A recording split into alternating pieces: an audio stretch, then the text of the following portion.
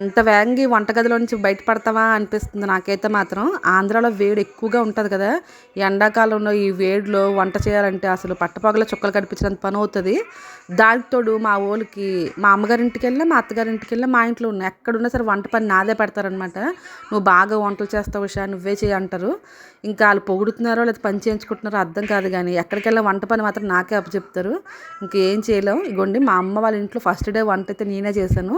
ఈరోజు వంట కొంచెం కష్టంగానే అనిపించింది. ఎందుకంటే ఒక 4, 5 నెలల నుంచి మా అమ్మగారు ఇంట్లో లేరనమాట. అన్ని సామాన్లు కొత్తగా తెచ్చుకొని, పెట్టుకొని ఇప్పుడు ఫస్ట్ అయితే ఉన్నదాట్లో కొంచెం వంట అయితే చేసుకున్నాం. వంట అయిపోయిన తర్వాత డీమార్ట్‌కెళ్ళి కావాల్సిన సామాన్లన్నీ తెచ్చుకోవాలనమాట. ఈరోజు లంచ్‌లోకి అయితే ఆనపకాయ పాలేసి వండాను. అలాగే గోంగూర పచ్చడి, రైసు, రసము, పెరుగు అన్నీ పెట్టుకొని లంచ్ అయిపోయిన తర్వాత పిల్లలు కామ్‌గా ఒక రూమ్‌లో ఏసేసి మేమైతే ఇలా డీమార్ట్‌కి వచ్చాం. విజయనగరంలో ఊరు చివరికి మంచి పెద్ద డీమార్ట్ పెట్టారు చూడండి ఎంత కలకల్లాడిపోతుందో.